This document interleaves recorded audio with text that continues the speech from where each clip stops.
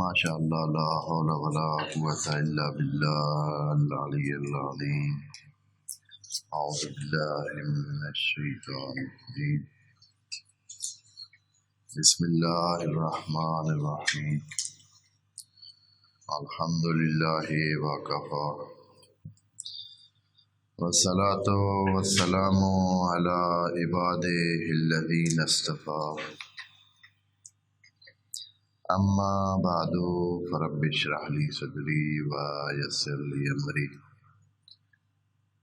واحلل عقدۃ من لسانی یفقهوا قولی وقل رب ادخلنی مدخل صدق واخرجنی مخرج صدق واجعل لی من لدنک سلطانا نصیرا بسم اللہ وباللہ وتوکلت علی اللہ قال اللہ تبارک و تعالی فی سورۃ البقرہ آیت نمبر 149 بسم اللہ الرحمن الرحیم ومن حیث خرجت فول وجهك شطر المسجد الحرام وإنه للحق من ربك وما الله بغافل عما تعملون ومن حیث خرجت فول وجهك شطر المسجد الحرام وحیث ما كنتم فولوا وجوهكم شطرہ لئلا يكون للناس عليكم حجة إلا الذين ظلموا منهم فلا تخشوهم واخشوني ولأتم نعمتي عليكم ولعلكم تهتدون كما أرسلنا فيكم رسولا منكم يتلو عليكم آياتنا ويزكيكم ويعلمكم الكتاب والحكمة وَيُعَلِّمُكُم مَّا لَمْ تَكُونُوا تَعْلَمُونَ فَاذْكُرُونِي أَذْكُرْكُمْ وَاشْكُرُوا لِي وَلَا تَكْفُرُونِ صدق اللہ العظیم۔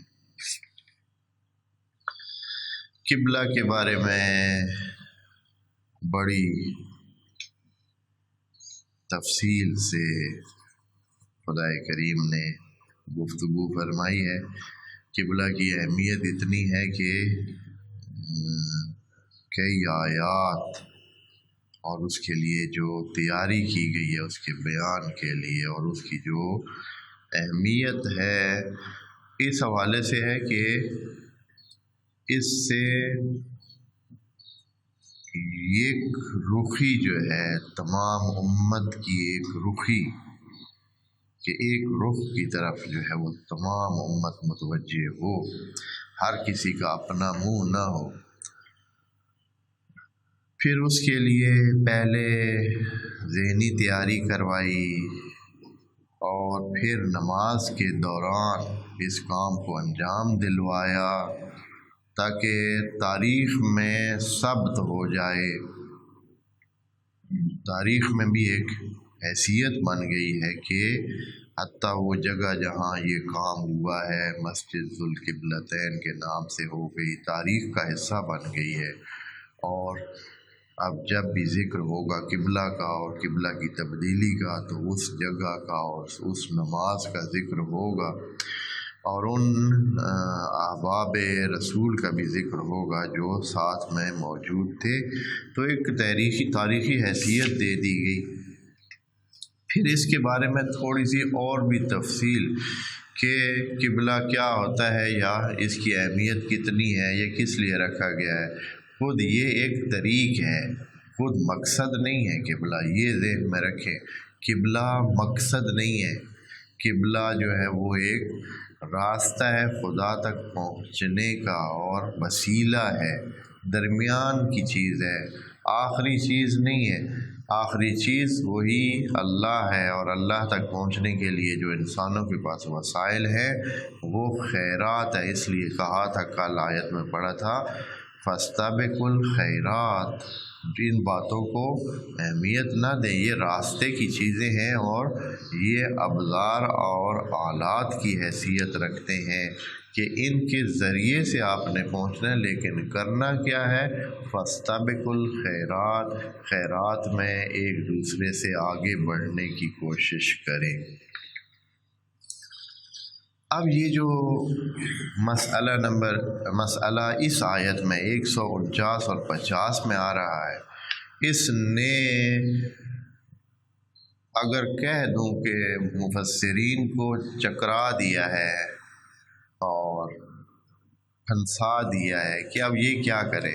قبلے کا حکم پہلے آ چکا ہے، نماز کے دوران قبلے کی تبدیلی کا حکم اللہ نے دے دیا ہے۔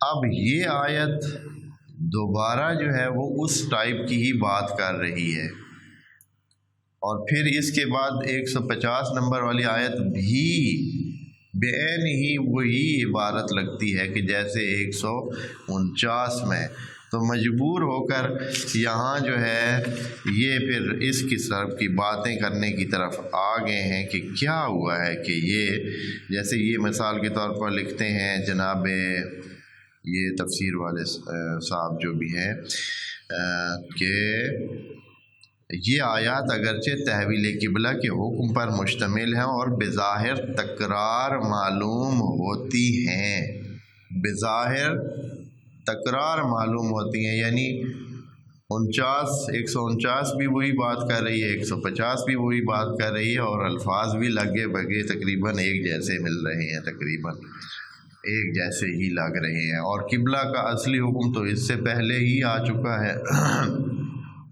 وہ پہلے ایک آیت میں بیان ہوا ہے۔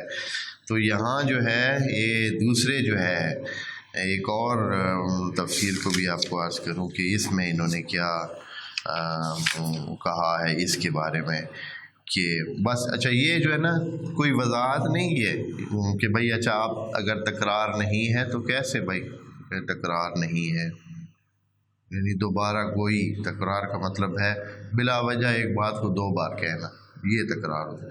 تو انہوں نے کہا ہے کہ مشتمل ہے اور بظاہر تکرار معلوم ہوتی ہیں، لیکن فی الواقع تکرار نہیں، بلکہ ہر آیت ایک الگ دلیل اور نقطے پر مشتمل ہے۔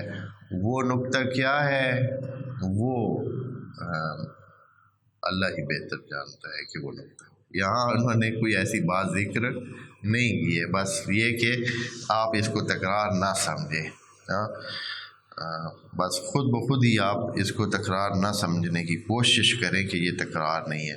یا یہ جو ایک اور تفسیر میں یوں لکھتے ہیں کہ اسی وجہ سے انہی دونوں حکموں کا معنی یہ اعادہ بعین ہی انہی الفاظ میں اپنے اندر بظاہر کچھ تکرار کی سی گرانی رکھتا ہے، اور یہ چیز قرآن میں جو ایجاز و بلاغت کا ایک معجزہ ہے، طبیعت کو کچھ کھٹکتی ہے، لیکن یہ کھٹک محض قلت تدبر کی وجہ سے پیدا ہوتی ہے۔ یہاں ان احکام کے دہرانے سے مقصود ہرگز ان احکام کو دوبارہ بیان کرنا نہیں ہے، بلکہ ان کی 3 عظیم حکمتوں اور مصلحتوں کو بیان کرنا ہے جو ان احکام کے اندر اس امت کے لیے پیش نظر ہے اور جن کا ذکر آگے آ رہا ہے۔ لیکن تکرار کی کیا وجہ ہے؟ کوئی تکرار کی وجہ بالکل بھی بیان نہیں۔ میں پھر آپ کے سامنے پڑھ دیتا ہوں آیت نمبر 149 دیکھیں نا، آیت نمبر 149 میں ہے بسم اللہ الرحمن الرحیم وَمِنْ حَيْثُ خَرَجْتَ فَوَلِّ وَجْهَكَ شَطْرَ الْمَسْجِدِ الْحَرَامِ، جیسے ہی آپ نکلے تو آپ اپنا رخ رکھیں مسجد حرام کی طرف، وَأَنَّهُ لَلْحَقُّ مِنْ رَبِّكَ، اور یہ بھی جان لے کہ یہ ایک حقیقت ہے اللہ کی طرف سے۔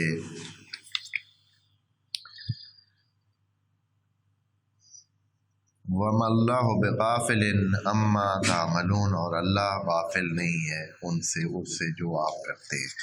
دوبارہ 150 میں یوں ہے وَمِنْ حَيْثُ خَرَجْتَ فَوَلِّ وَجْهَكَ شَطْرَ الْمَسْجِدِ الْحَرَامِ، یعنی وہی الفاظ جو ادھر ہیں وَحَيْثُمَا كُنْتُمْ فَوَلُّوا وُجُوهَكُمْ شَطْرَهُ لِئَلَّا يَكُونَ لِلنَّاسِ عَلَيْكُمْ حُجَّةٌ إِلَّا الَّذِينَ ظَلَمُوا مِنْهُمْ فَلَا تَخْشَوْهُمْ وَاخْشَوْنِ، یعنی وہی الفاظ جو 149 میں ہیں اس میں، حالانکہ جو قبلے کا حکم ہے 144 میں یوں بیان ہوا تھا قَدْ نَرَىٰ تَقَلُّبَ وَجْهِكَ فِي السَّمَاءِ فَلْنُوَلِّيَنَّكَ قِبْلَةً تَرْضَاهَا، یہاں سے فَوَلِّ وَجْهَكَ شَطْرَ الْمَسْجِدِ الْحَرَامِ، حکم پہلے 144 میں آ چکا ہے، وَحَيْثُمَا كُنْتُمْ فَوَلُّوا وُجُوهَكُمْ شَطْرَهُ، یعنی نبی کے لیے علیحدہ حکم اور مومنین کے لیے علیحدہ بیان کر دیا ہے، یعنی دونوں کو بتا دیا ہے۔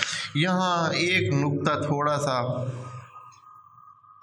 جو کوشش کی ہے بعض نے، وہ خرجتا سے لیا ہے ایک، یعنی اس آیت اور آیت نمبر 144 میں تو فرق تھوڑا سا ڈالنے کی کوشش کی ہے، وہ یہ ہے کہ وہاں حکم تھا کہ جہاں ابھی موجود ہیں آپ اسی جگہ قبلے کا رخ چینج کر لیں، ادھر کعبہ کی طرف کر لیں، اور یعنی مدینہ کے اندر۔ لیکن اس آیت میں ایک لفظ خرجتا جو ہے وہ ہے، خرجتا اس سے مراد لیا ہے مفسرین نے کہ جب آپ سفر پر ہو، جب آپ سفر پر جاتے ہیں تو اس وقت بھی آپ جدھر بھی ہوں اپنا رخ قبلہ کی طرف ہی رکھیں، یہ نہیں کہ یہ مدینہ میں صرف حکم ہے، باہر بھی جب جائیں گے تو آپ اپنا رخ ادھر رکھیں۔ یہ شاید اس چیز کی طرف اشارہ ہو جو دوستوں کو پہلے میں کہہ چکا ہوں کہ ویسے جو خود بیت المقدس اور فلسطین کی عبادت گاہیں تھیں ان کا رخ جناب ابراہیم کے زمانے سے ہی کعبہ کی طرف تھا، لیکن وہ لوگ جب ادھر سے باہر نکلتے، بیت المقدس سے باہر کہیں ان کا سفر ہوتا، ادھر ادھر ہوتا، وہاں جب وہ نماز پڑھنے کے لیے یا عبادت کرنے کے لیے اپنا قبلہ بنانے کی کوشش کرتے تو پھر وہ ادھر سے تو ان کو پتہ ہی نہیں تھا کہ کعبہ کدھر ہے یا کدھر نہیں ہے، یا وہ اس کی دھیان ہی نہیں کرتے تھے، تو وہ اپنی باتوں کا رخ بیت المقدس کی طرف کر دیتے تھے۔ اہل کتاب کا طریقہ کار یہ تھا کہ خود بیت المقدس میں جب ہوتے تھے، کیونکہ وہ کعبہ کی کیفیت ہی نہیں ہے اس کی، یعنی جیسے کعبہ ہے درمیان میں، اس کے اندر عبادت نہیں ہوتی ہے، کعبہ کے باہر عبادت ہوتی ہے، کعبہ کی طرف رخ کر کے عبادت ہوتی ہے، لیکن جو معابد بنے ہوئے تھے ادھر بیت المقدس میں وہ کعبہ کی طرح نہیں تھے، وہ خود معبد تھے، عبادت گاہیں تھیں، ان کے اندر عبادت ہوتی تھی، اور ان عبادت گاہوں کا جو رخ تھا وہ کعبہ کی طرف تھا۔ لیکن وہ لوگ جب سفر پہ جاتے، ادھر ادھر جاتے، پھر کیا کرتے؟ پھر وہ اپنی عبادتوں کا رخ بیت المقدس کی طرف کرتے تھے، اور اسی وجہ سے پھر جہاں جہاں بھی وہ ہوتے تھے ان کا رخ بیت المقدس کی طرف ہوتا تھا۔ تو نبی کریم کو بھی ابتدا میں یہی حکم تھا کہ آپ نے بھی باقی کتاب دار اقوام اور امتوں کی طرح آپ نے بھی بیت المقدس کی طرف ہی رخ کر کے اپنی عبادت انجام دینی ہے۔ یقیناً پہلے بتا چکے ہیں کہ اس کی وجہ دو مین وجہ تھی، ایک یہ تھا کہ کعبہ جو ہے وہ جب نبی بھی موجود تھے ادھر آس پاس میں تو کعبہ بتوں سے بالکل بھرا ہوا تھا، باہر بھی بت لگے ہوئے تھے، اندر بھی بت لگے ہوئے تھے، کہ اگر ادھر کوئی رخ کر کے نماز پڑھتا تو کوئی یہ نہیں خیال کرتا کہ یہ اللہ کی عبادت کر رہے ہیں، بلکہ کیا تھا، حتماً یہی لگتا کہ یہ انہی بتوں کے سامنے سجدہ ریز ہو چکے ہیں، بتوں کے سامنے رکوع کر رہے ہیں۔ تو اس لیے وہاں سے پرہیز کیا گیا، ایک یہ، دوسرا یہ ہے کہ مشرکین مکہ کا جو زور تھا وہ بھی توڑنا مقصد تھا، کہ ان کا سارا زور اس کعبہ کی حیثیت کی وجہ سے انہوں نے اپنا وہ بنایا ہوا تھا، سرداری اور جو کچھ انہوں نے اپنا نظام بنایا ہوا تھا، تو یہ بیت المقدس کی طرف نماز کا رخ کرنا یہ خود ان کی اس جو انہوں نے اپنے اس کعبہ سے اپنے لیے ایک چیز بنائی ہوئی تھی اس کو بھی توڑنا مقصد تھا، اس لیے پہلے نماز بیت المقدس کی طرف ادا کرنی پڑی۔ تو اب جو ہے خدا کریم یہاں اس آیت میں یوں فرما رہا ہے کہ جب آپ خارج ہوں، اگر یہ لفظ سے خروج سے یہی مراد ہو تو یعنی سفر مراد ہو تو، حالانکہ سفر کے لیے خدا کریم نے خود سفر کا لفظ ہی بولا ہے، یا یہ یہاں یہ نہیں کہا کہ کدھر سے آپ خارج ہو، ومن حیث خرجتا یعنی جب بھی آپ خارج ہو، فول وجہ کا شطر المسجد الحرام تو اپنا رخ کدھر کریں، مسجد حرام کی طرف کر لیں، وَأَنَّهُ لَلْحَقُ اور یہ بھی جان لیں کہ یہ ہے۔ لیکن جو چیز دوستو اس سے ہٹ کر آپ دوستوں کہ یہاں جو ہے کعبہ کا حکم تو پہلے بتا چکے ہیں، 144 میں تقریباً بات انہوں نے کہہ دی ہے، یعنی یہ حتیٰ مدینہ کے اندر مدینہ کے باہر سب کے لیے پوری بات 144 میں موجود ہے۔ کیسے؟ وَحَيْثُ مَا كُنْتُمْ جدھر بھی آپ ہوں، وَحَيْثُ مَا كُنْتُمْ کا مطلب کیا ہے؟ جدھر بھی آپ ہوں۔ جدھر بھی آپ ہوں کا کیا مطلب ہے بھائی؟ یعنی چاہے شہر میں ہوں، چاہے باہر ہوں، چاہے جدھر بھی ہوں، عبادت کرو آپ نے کدھر کرنا ہے؟ ادھر ہی کعبہ کی طرف اور بیت اللہ کی طرف کرنا ہے۔ تو یہاں وَمِنْ حَيْثُ خَرَجْتَ فَوَلِّ وَجْهَكَ شَطْرَ الْمَسْجِدِ الْحَرَامِ، یہاں ایک عربی محقق قرآن کے حوالے سے بہت بڑا کام کیا ہوا ہے انہوں نے اور بہت معروف ہے، ان کا جو نقطہ ہے، مجھے تو وہ نقطہ بہت اچھا لگا ہے، وہ یہ ہے کہ یہ صرف عبادت کے لیے نہیں ہے۔ عبادت والی وہ جو ہے نا آیت پہلے گزر چکی ہے کہ جیسے ہی آپ عبادت میں کھڑے ہیں تو کعبہ کی طرف، یہ آیت جو ہے انسان کی زندگی کے لیے ایک درس ہے، پوری زندگی کے لیے۔ کیا ہے درس؟ وہ درس یہ ہے کہ آپ جب بھی کہیں سے نکلیں، کہیں سے بھی نکلیں، آپ گھر سے نکلے صبح کام کے لیے، دفتر سے نکلے ہیں، دفتر میں گئے ہیں، یا یہ ہے کہ کسی اور کام کے لیے نکلے، تو ایک دفعہ کیا کریں؟ فَوَلِّ وَجْهَكَ شَطْرَ الْمَسْجِدِ الْحَرَامِ۔ اور یہ آج کی اس میں نا سائنس میں اس کی جگہ بہت اچھی بنتی ہے اس قول کی اور قرآن کی، کہ لوگ آج بھی انرجی حاصل کرنے کے لیے کنسنٹریشن کا ایک مرکز ڈھونڈتے ہیں۔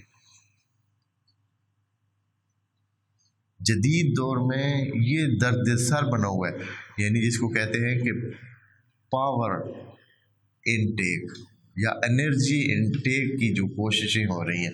کیا ہوتا ہے کہ انسان جو ہے وہ تھوڑی دیر کے لیے اپنے ذہن کو بالکل سکون کی حالت میں رکھ کر کسی ایک نقطے پر فوکس کرتا ہے، اس کا کیا ہوتا ہے؟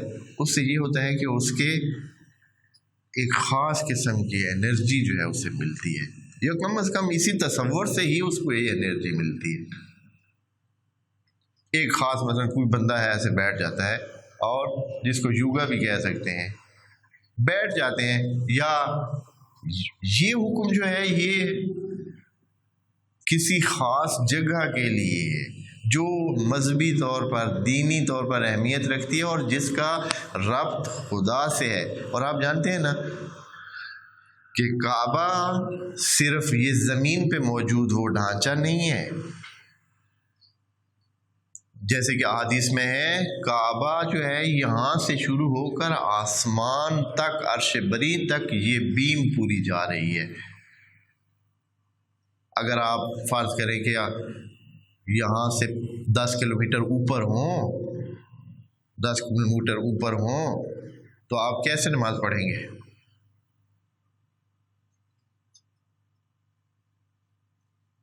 مثال کے طور پر ابھی یہ جو ہمالیہ کا کیا ہے پہاڑ ہے، یہ تقریباً 8,000 فٹ 8,500 میٹر ظاہراً بلندی پر ہے، یعنی 8-9 کلومیٹر سطح سمندر سے اوپر ہے، 8-9 کلومیٹر اوپر سطح سمندر۔ تو وہ جو ہے اگر ادھر کو بندہ نماز پڑھے اوپر بالکل سرے پہ جا کے، تو اس کو کیسے نماز پڑھیں گے؟ آیا وہ اس طرح نماز پڑھے گا ایسے کھڑے ہو کے، سیدھی جگہ پہ کھڑے ہو کے ایسے کعبہ کی طرف نماز پڑھے گا، یا پھر وہ کیونکہ کعبہ 8 کلومیٹر نیچے ہے تو وہ اس طرح کھڑا ہوگا؟ یا یہ تو تھوڑی بلندی ہے، فرض کریں کہ کوئی اس سے بھی اوپر ہے، جیسے کہ ابھی اوپر چلے گئے ہیں لوگ، کافی اوپر چلے گئے، مزار کے طور پر چاند پر ہے، پھر کیا کریں؟ ادھر جو نماز پڑھنی ہے نا، نماز تو معاف نہیں ہے، ادھر کیا کرے گا بندہ؟ یہاں کعبہ کے بارے میں احادیث میں موجود ہے کہ یہ کعبہ ایک چھوٹی شکل ہے اس اصلی کعبہ کی جو اوپر ہے، عرش پر ہے، یا یہ ہے کہ وہاں 7ویں آسمان میں ہے، یا جو بھی سلسلے ہیں، کیونکہ ان کی اتنی معلومات ہمارے پاس نہیں ہے۔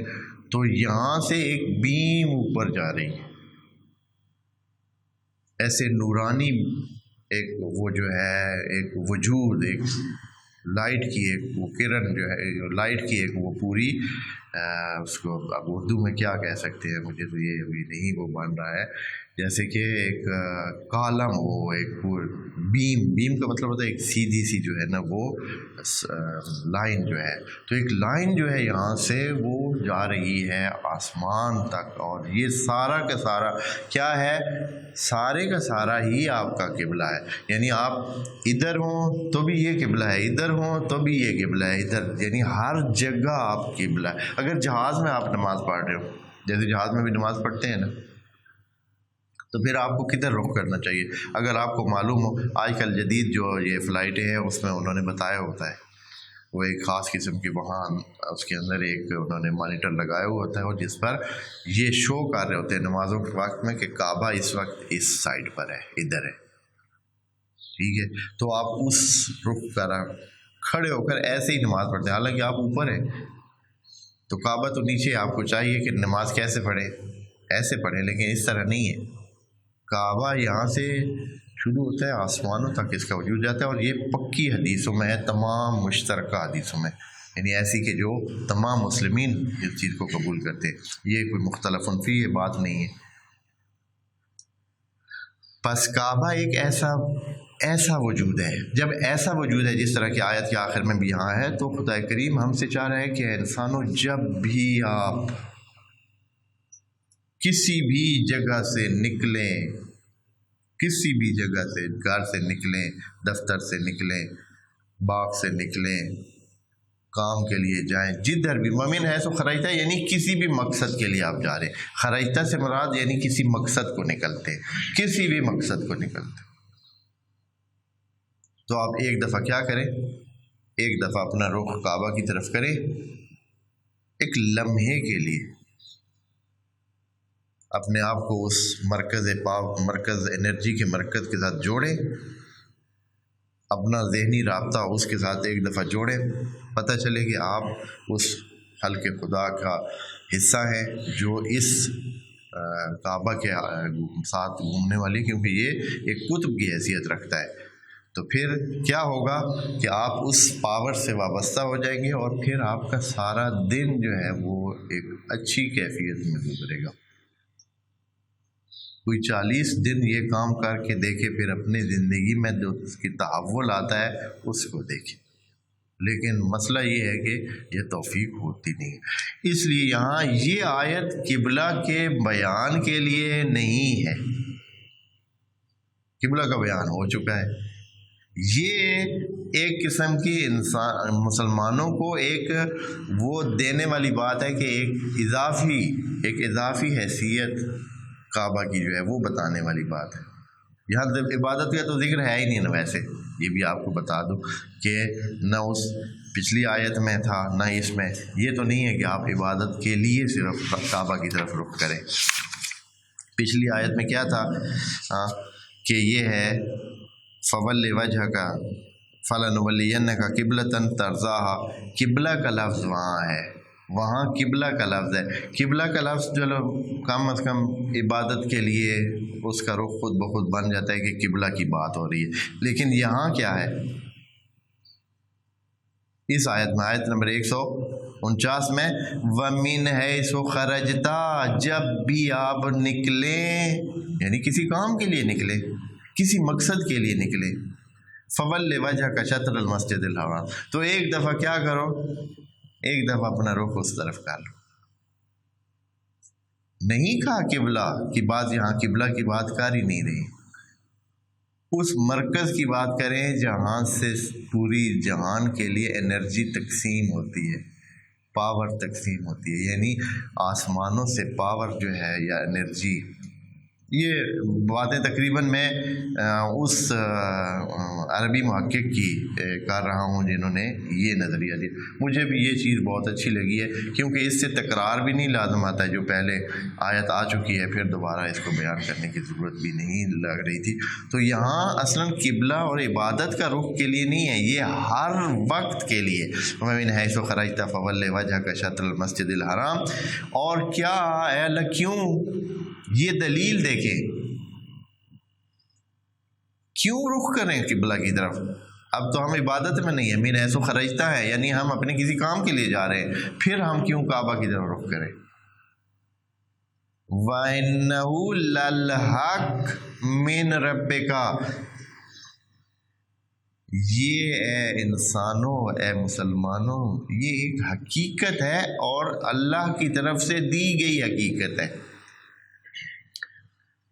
ویسے تو حقیقت ساری حقیقتیں ہی ہیں، لیکن یہ من رب کا کہہ کر اللہ نے یہ کہا کہ یہ ایک عطیہ ہے آپ لوگوں کے لیے، ایک خاص قسم کا عطیہ ہے، ایک خاص عطا ہے.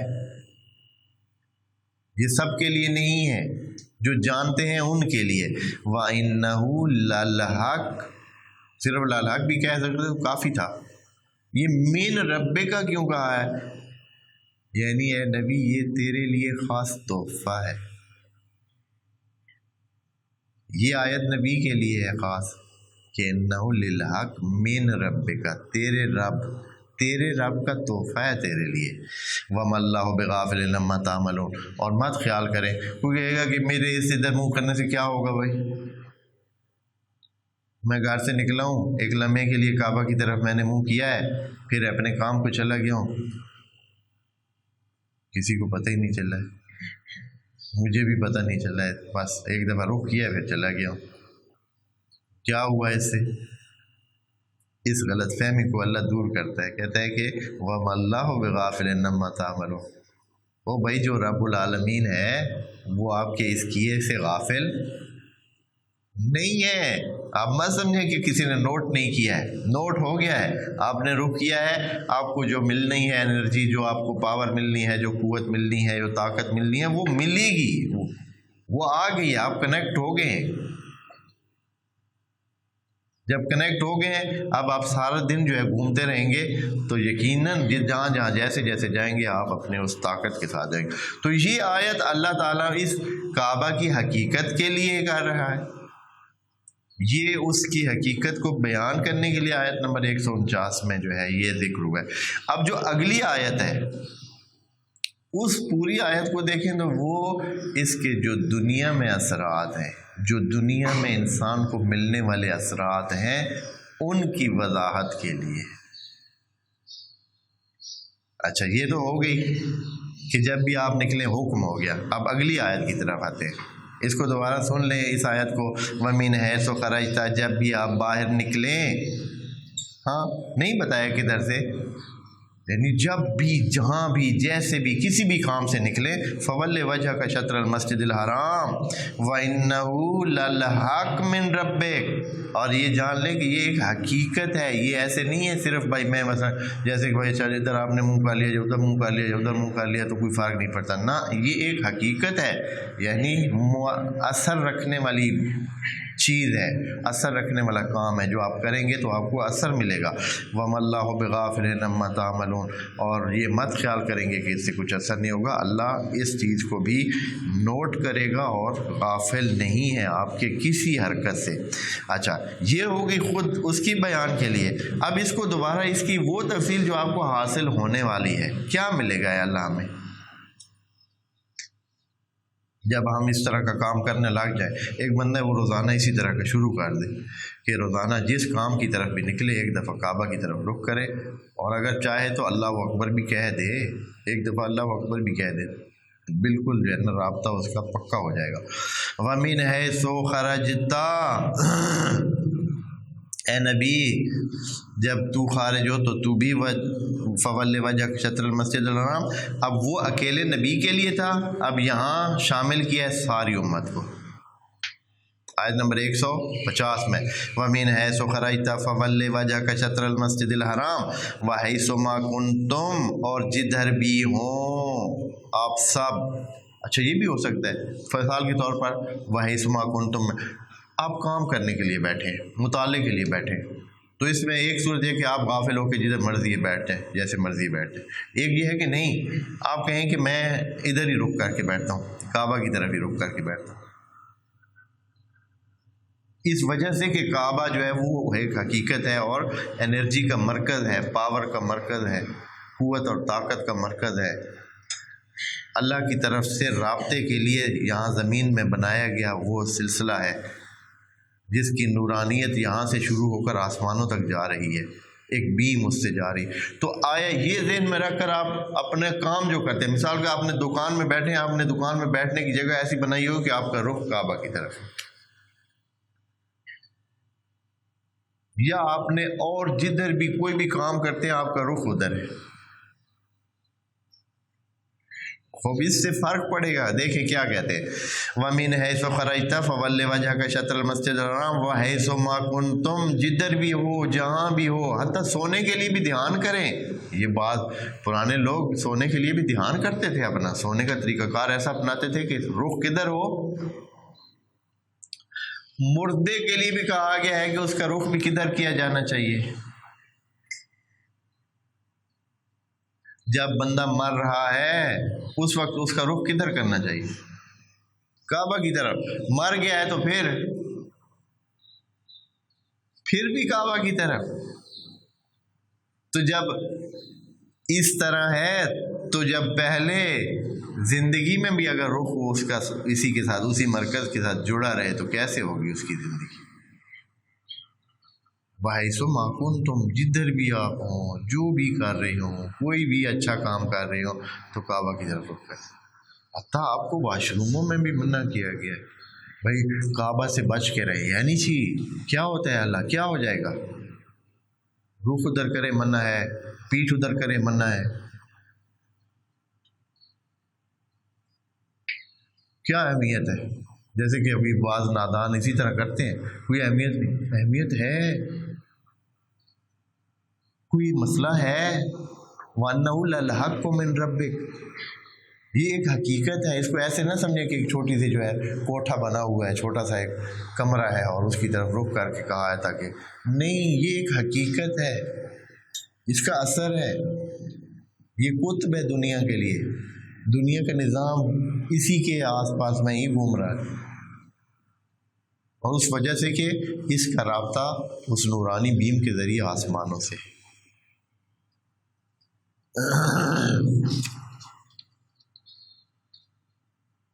دیکھیں کیا کہتے ہیں وَحَيْثُ مَا كُنْتُمْ فَوَلُّوا وُجُوهَكُمْ شَطْرَهُ، جدھر بھی آپ ہوں، جدھر بھی ہوں اسی کی طرف رخ کر کے اپنے کام کیا کریں. یقیناً یہ اچھے کاموں کے لیے کہا ہے. جتنے بھی آپ اچھے کام، تبھی تو یعنی دونوں طرف بتا کر یہ بتایا ہے کہ آپ مثلا ایک جو ناقص کام ہے، جو کام ہماری زندگی میں ایک نچلے درجے کا کام سمجھا جاتا ہے جیسے کہ رفع حاجت کے لیے، تو وہاں کیا کہا ہے؟ منع کیا ہوا ہے. لِأَلَّا يَكُونَ لِلنَّاسِ عَلَيْكُمْ حُجَّةٌ، اے انسانوں اگر ایسے کرو گے تو آپ اوپر رہو گے. لوگوں کی آپ کے اوپر حجت نہیں ہوگی، آپ اوپر ہوں گے.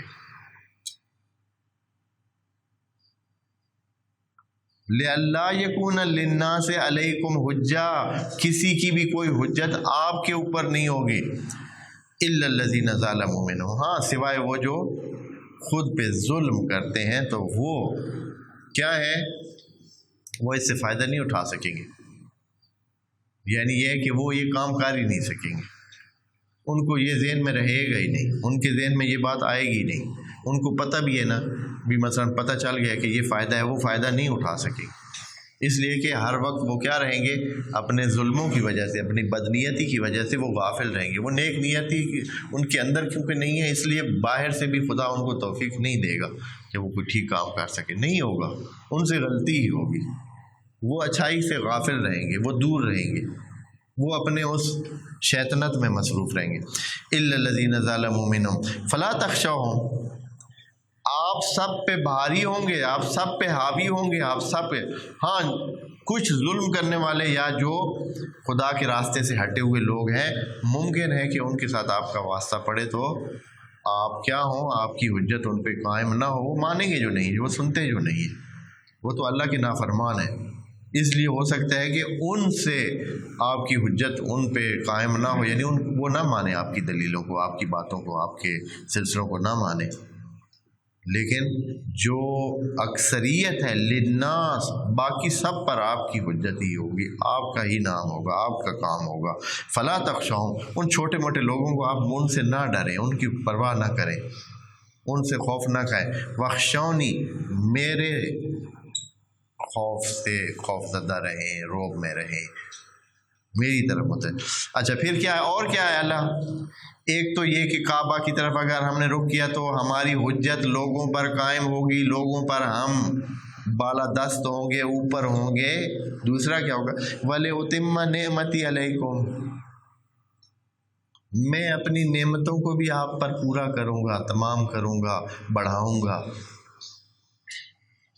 وَلِأُتِمَّ نِعْمَتِي عَلَيْكُمْ، میری نعمات کو آپ اگر چاہتے ہیں تو یہ کام کریں، اپنا رخ ہر وقت کعبہ کی طرف رکھیں، ہر کام میں کوشش کریں کہ ایسا طریقہ اپنائیں کہ آپ کے نیک کام کا رخ سارا کعبے کی طرف ہی ہو۔ وَلِأُتِمَّ نِعْمَتِي عَلَيْكُمْ، تاکہ میں اپنی نعمت کو آپ پر پورا، اس لیے کہ جب آپ وابستہ ہوں گے تو مسلم ہے کہ جو بندہ دروازے پہ لگا ہوا ہے تو اس کو تو ملنا ہے، اور جو دروازے کی طرف توجہ ہی نہیں ہے اس کی، وہ تو جا رہا ہے، آ رہا ہے، اس کو پتہ ہی نہیں ہے کہ ادھر بٹ رہی ہے ہر چیز، ہر چیز تقسیم ہونے کی جگہ یہ ہے، ادھر سے مل رہی ہے ہر چیز، اس کی طرف وہ متوجہ ہی نہیں ہے، اس کا ذہن ہی نہیں ہے، اس کو کیا ملنا ہے؟ اگر لینا ہے تو ادھر رخ رکھے گا، توجہ رکھے گا ادھر سے جہاں تقسیم ہو رہا ہے ہر چیز۔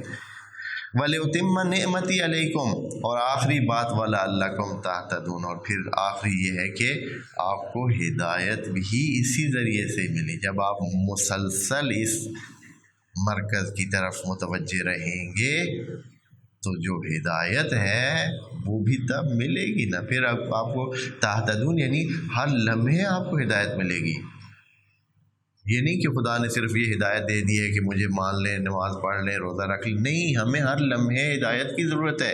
وَلَعَلَّكُمْ تَهْتَدُونَ، یعنی جب آپ کو فرض کریں کہ ابھی ایک مشکل پیش آ گئی، میں کیا کروں، اللہ مجھے سمجھ نہیں آ رہی کیا کروں، یہاں اللہ ہدایت دے گا کہ یہ کرو، خود بخود آپ کے ذہن میں وہ بات آئے گی، آپ وہی کریں گے جو اچھا ہوگا، اس سے آپ کو بھی فائدہ ہوگا، دنیا اور آخرت کا فائدہ ہوگا۔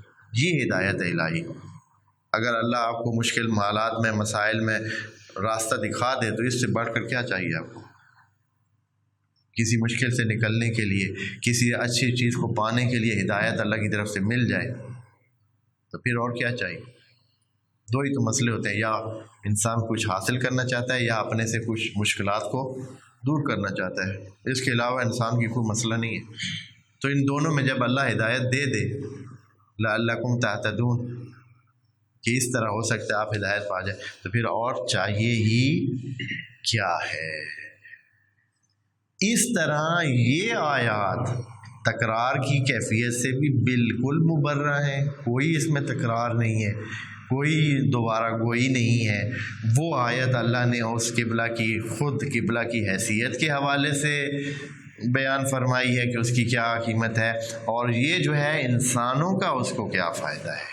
دوسری آیت میں یہ کہ یہ انسانوں کے لیے کیا فائدہ ہے، اس میں خصوصی طور پر نبی کے لیے جو ہے وہ پیکج رکھا گیا کہ یہ ایک ہدیہ ہے اللہ کی طرف سے نبی کے لیے، کیونکہ کہا ہے وَأَنَّهُ لَلْحَقُّ مِن رَبِّكَ، من ربک، وَإِلَّا کیسے تو وَأَنَّهُ لَلْحَقُّ، دوسری آیات میں یہ بات اس طرح کہی ہے وَأَنَّهُ لَلْحَقُّ کہ یہ اللہ کی طرف سے ہے اور یہ ایک حقیقت ہے، اللہ کی طرف سے من رب کا نہیں کہا، لیکن یہاں من رب کا کہا کہ اے نبی یہ تیرے لیے خاص تحفہ ہے، سب کے لیے بھی ہے لیکن نبی کے لیے ذکر کر کے باقاعدہ ان کو جتلایا کہ یہ تحفہ ہے آپ کے لیے۔ اس طرح وَلِيُتِمَّ نِعْمَتِهِ عَلَيْكُمْ وَلَعَلَّكُمْ تَهْتَدُونَ۔ یہ اور اس کے بعد والی آیت جو ہے کما ارسلنا 151 جو ہے وہ بھی اس کو پکا کرنے کے لیے کہ یہ جو آئیڈیا ہم نے دیا ہے اس کو ایسے نہ سمجھیں جیسے ہم نے باقی آپ کو ہدایت کے لیے بہت سارا آپ کے لیے کام کیا ہے، تو یہ بھی زندگی میں ہدایت کے لیے ہی ہے۔ یہ کم نسخہ نہیں ہے کہ آپ قبلہ کی طرف ہر وقت کعبہ کی طرف رخ کر کے اپنے تمام کام کریں، یعنی پوری زندگی کو کعبہ کے ساتھ جوڑ لیں انشاءاللہ۔ والسلام علیکم ورحمۃ اللہ وبرکاتہ۔